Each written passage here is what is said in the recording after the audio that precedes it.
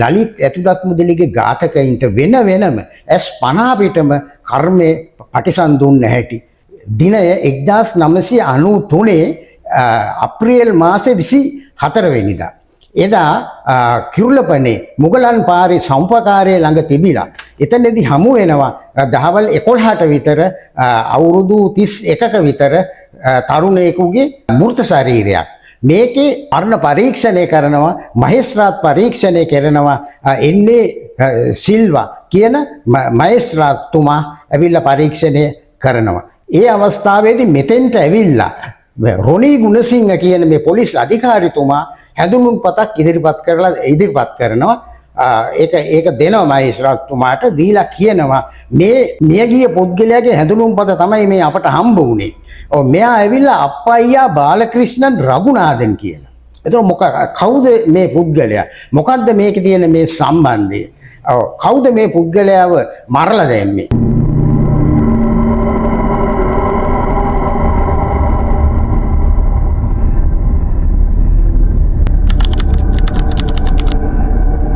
මේ කාලය බොහොම භීෂණේ රජ කරපු කාලයක්.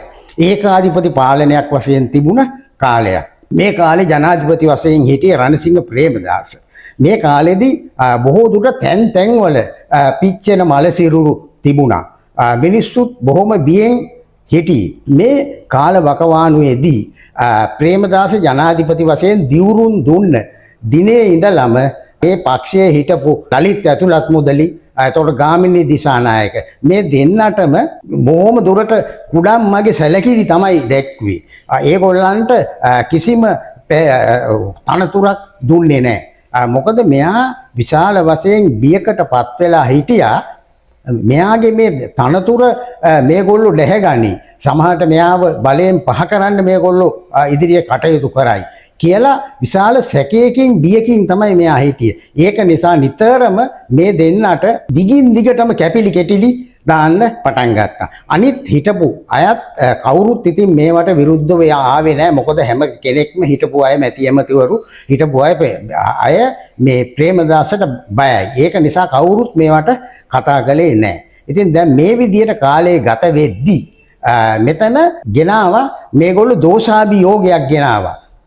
ප්‍රේමදාසට විරුද්ධව දෝෂාභියෝගයක් ගෙනාවා.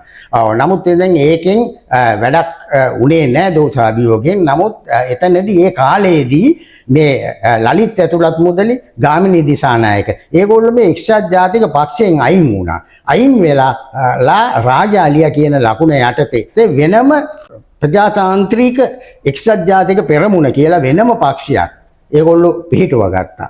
මේ කාලයේදී ප්‍රකාශයට පත් වෙලා තිබුණා මේ පළාත් සභා මැතිවරණයක් තියන්න ලෑස්ති කරලා තියෙනවා. පළාත් සභා මැතිවරණ තියන්න ලෑස්ති වෙලා තිබුණා. එතකොට ඒවට සූදානම් වෙමින් හිටියේ. එතකොට ඒගොල්ලෝ පළාත් සභා මැතිවරණයට කටයුතු කරන්න ලෑස්ති කළේ ඒගොල්ලන්ගේ පක්ෂයෙන්. එතකොට දැන් මෙතනදී ඒකත් ලොකු ප්‍රශ්නයක් බවට පත් වෙලා තිබුණා මේ ජනාධිපතිතුමාටත්. එතකොට දැන් මේ කාලයේදී මේකෙදි නොයෙක් දිගින් දිගටම රැස්වීම් පැවැත්වුණා.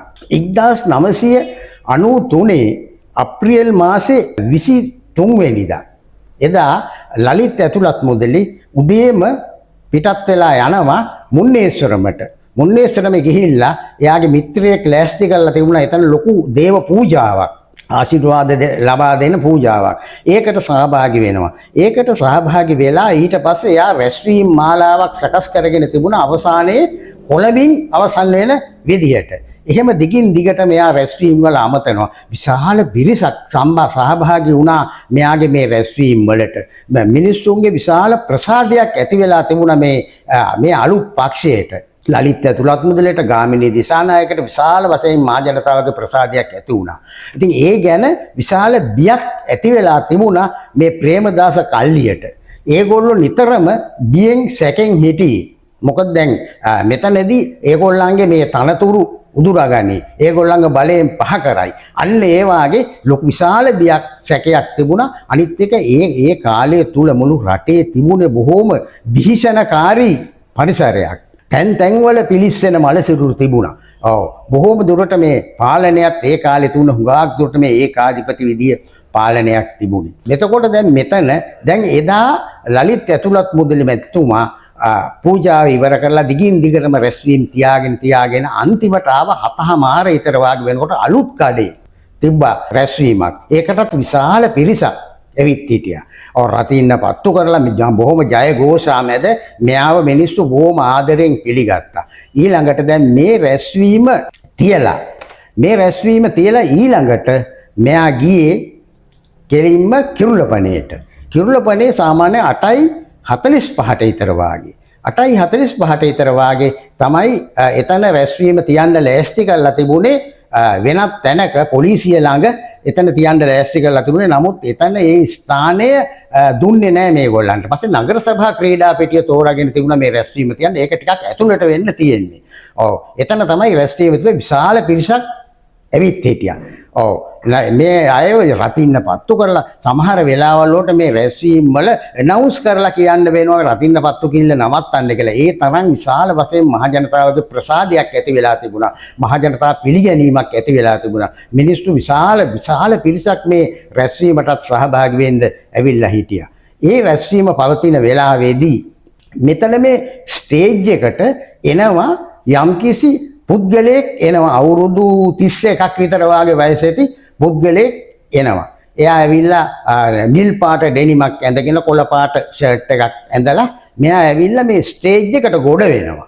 ස්ටේජ් එකට ගොඩ වෙලා මෙයා දැන් මෙතන පොඩ්ඩක් කතා කරනවා. එතන හිටපු විදුලි කාර්මික ශිල්පියා හිටියා විමල් කියලා. එයා එක්කත් කතා බහ කරලා මෙයා ඊට පස්සේ මේ ස්ටේජ් එකේ දකුණු පැත්තට යනවා. එයා මේ ස්ටේජ් එකේ දකුණු පැත්තට ගිහිල්ලා ඊට පස්සේ සාක්කුවේ තිබුණ මේ පිස්තෝලයක් අරගෙන දිගින් දිගටම වෙඩි තියන්න පටන් ගන්නවා ලලිත් ඇතුළත් මුදලට.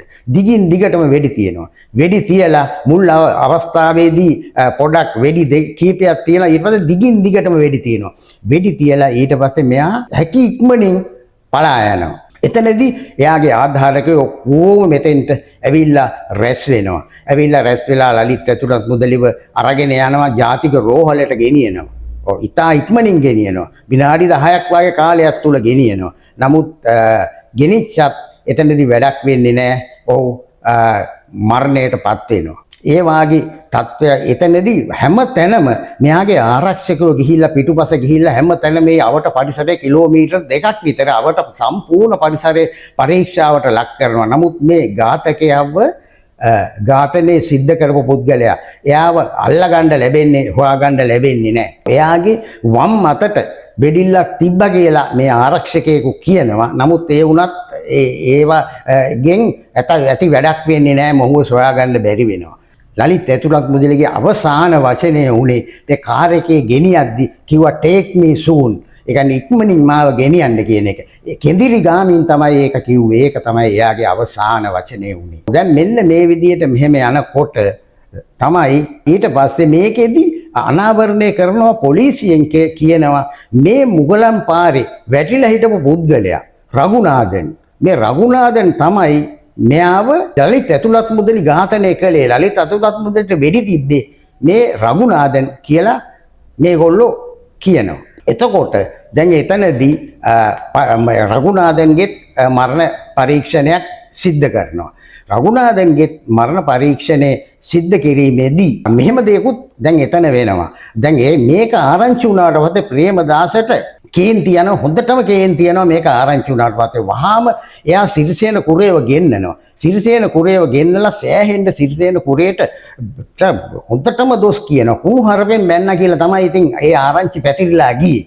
එතකොට අනිත් එක දැන් මේක ඒ දවස්වල පුවත්පත්වල යන්නේ මේක LTT එකෙන් කරපු දෙයක් විදිහට තමයි පුවත්පත්වල එහෙමත් ප්‍රසිද්ධ වෙන්නේ. ඔව් මේක කොහොමත් මේ LTT එකට බැර කිරීම සඳහා කරපු ඝාතනයක් කියන එකක් ප්‍රසිද්ධ වෙනවා. නමුත් ජනතාව මිනිස්සු ඇඟිල්ල දික් කරේ ප්‍රේමදාසට. මේක ප්‍රේමදාසගේ කල්ලිය වැඩක් කියන එක තමයි මිනිස්සුන්ගේ මතය උනේ.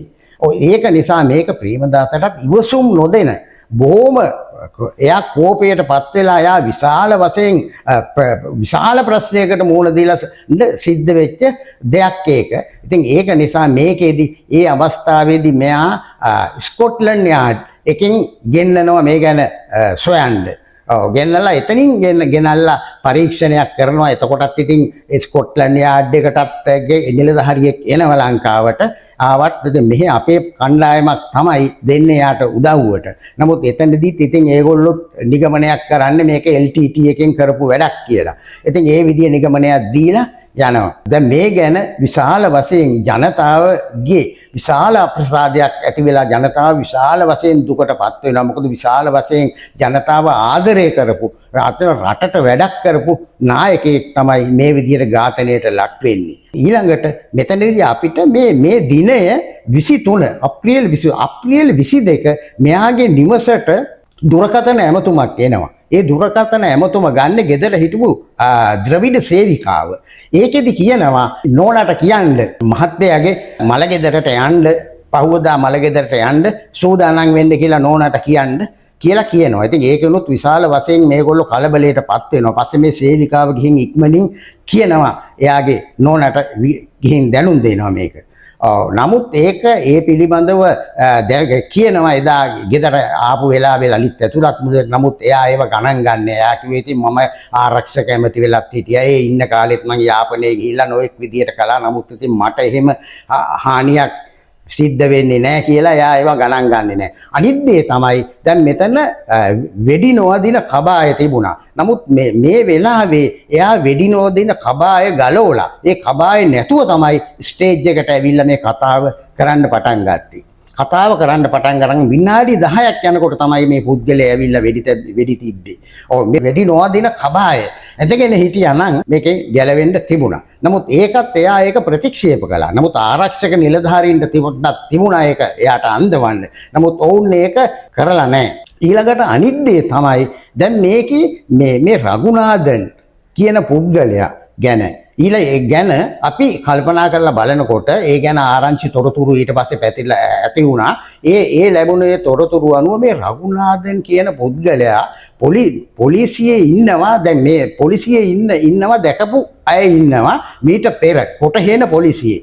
දැන් මෙතන විශේෂයෙන් මේ මහේස්ත්‍රාත් පරීක්ෂණයේදී ලලිත් ඇතුළත් මුදලි වෙනුවෙන් ගේ අයිතිවාසිකම් වෙනුවෙන් කතා කරපු නීතිඥ දයා පෙරේරා මහත්මයාත් පැහැදිලිවම කිව්වා මේ පවුලේ අය දැකලා තියෙනවා මේ රඝුනාදන් මීට පෙර මේ කොටහේන පොලිසියේ ඉන්නවා. කොටහේන පොලිසියට මෙයාව අත්අඩංගුවට අරගෙන පොලිසිය තියාගෙන ඉඳලා තියෙනවා. මොකද එතනදී හේතුවක් හැටියට කියලා තියෙන්නේ මෙයාට ජාතික හැඳුනුම්පතක් නැහැ කියන එක. එතකොට දැන් මේ අවස්ථාවේදී මේ රඝුනාදන්ගේ බිරිඳ ගිහිල්ලා ඒ ප්‍රදේශයේ ඉන්න කොළොන්නාවේ ඉන්න එක්සත් ජාතික පක්ෂයේ දේශපාලඥයෙක් එක්ක ගිහිල්ලා කොහොම හරි කතා කරලා පොලිසියෙන් බේරාගෙන තියෙනවා. ඒ බිරිඳ ගිහිල්ලා ආපු වෙලාවේ OIC කිව්වලු නෑ එහෙම කෙනෙක් මෙහෙ නෑ අපි ගෙනාවෙත් නෑ කියලා. නමුත් අර දේශපාලඥයත් එක්ක ගියාට පස්සේ මෙයාව නිදහස් කරලා දීලා තියෙනවා. දීලා ඊට පස්සේ ආවට පස්සේ ආපහු දින කීපයකට පස්සේ නැවතත් අර දේශපාලඥයා ඇවිල්ලා මේ රඝුනාදන්ව එක්ක ගිහිල්ලා තියෙනවා පොලිසියට. ගිහිල්ලා බාර දීලා තියෙනවා. ඊට පස්සේ නැවත ඔහුව දකින්න ලැබුණේ නැහැ කියලා බිරිඳ කියනවා. ඊළඟ අනිත් කාරණේ තමයි මෙතන ඇති වෙන බරපතලම සැකේ තමයි මේ රඝුනාදන්ගේ මරණ පරීක්ෂණයේදී පේනවා ලලිත් ඇතුළත් මුදලි මරණයටපත් වෙන්න පෙර තමයි මේ රඝුනාදන්ගේ මරණය සිද්ධ වෙලා තියෙන්නේ. එතකොට දැන් රඝුනාදන් වෙඩි තිබ්බා කියලා තමයි මේ පොලිසියෙන් කියන්නේ. එතකොට පොලිසියෙන් කියනවා රඝුනාදන් වෙඩි තිබ්බා කියලා. නමුත් රඝුනාදන් මැරිලා තියෙන්නේ මේ ලලිත් ඇතුළත් මුදලි මියෑමට පෙර. ඉතින් එතනත් බරපතල සැකයක් එතන ඇති වෙනවා. ඊළඟට තවත් මේ වාගේ සැක සංකා ගණනාවක් මේකේ ඇති වෙනවා. නමුත් ඒත් එක්කම මේ ගැන මුළු රටම කතා කරමින් ඉන්න අවස්ථාවේදී සතියක් ගියාට පස්සේ සතියකින් හරියටම ලලිත් ඇතුළත් මුදලි ඝාතනය වෙලා සතියකින් රණසිංහ ප්‍රේමදාස ජනාධිපතිතුමා මහපාරේදී ඝාතනයට ලක් වෙනවා. ඒත් එක්කම මේ පිළිබඳව තිබුණ ලලිත් ඇතුළත් මුදලි ඝාතනය පිළිබඳ තිබුණ උණුසුම යට වෙලා යනවා.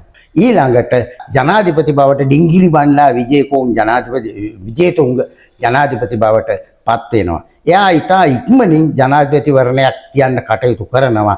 ඒ ජනාධිපතිවරණයේදී චන්ද්‍රිකා කුමාරතුංග ජනාධිපති බවට පත් වෙනවා. ඒ අවස්ථාවේදී මේකට ඉල්ලා සිටිනවා මේවට කොමිෂන් තියන්න කියලා. දැන් බටලන්දටත් කොමිෂමක් තිබ්බනේ.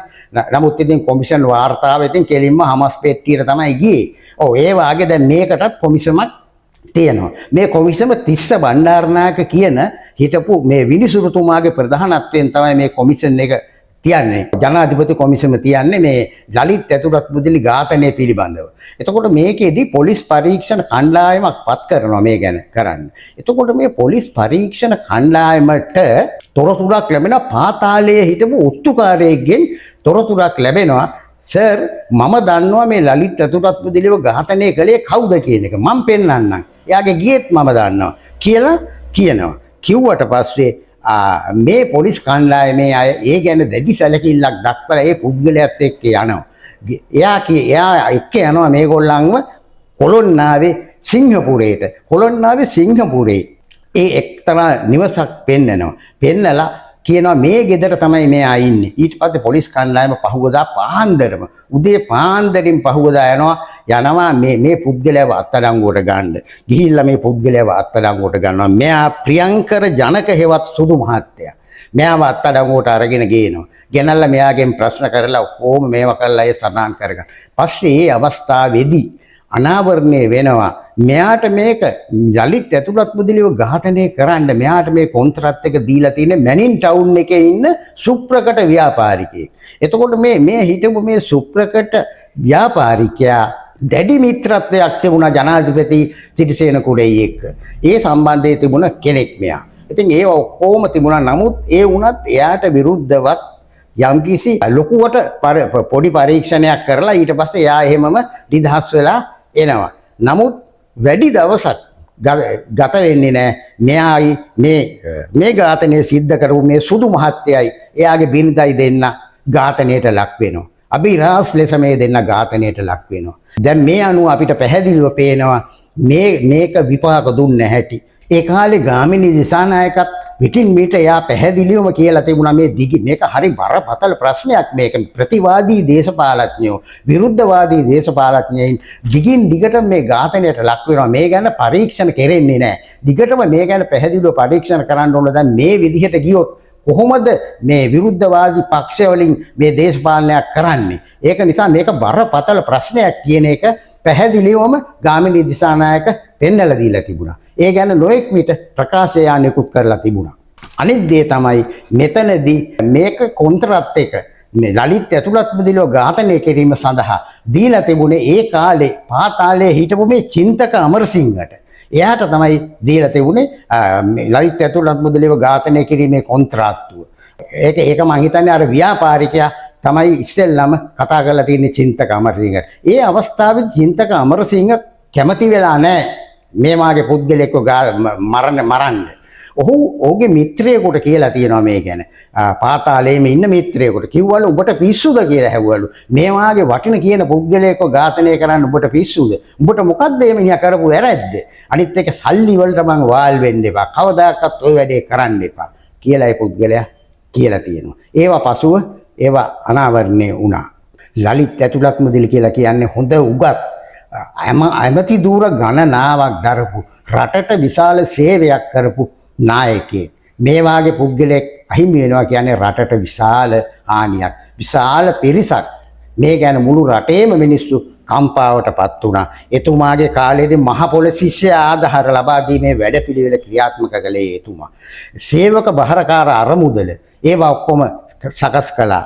ආරක්ෂක හමුදාවේ සේවක සංඛ්‍යාවන් වැඩි කිරීම කළා. එයා යම්කිසි අමාත්‍යාංශයක හිටියා නම් යම්කිසි ඇමති ධූරයක් දැරුවා නම් ඒ හැම තැනකම යම්කිසි සේවයක් කරපු කෙනෙක්. අනිත් එක මොහු ඇවිල්ලා හොඳ උගත් බුද්ධිමත් දේශපාලඥයෙක්.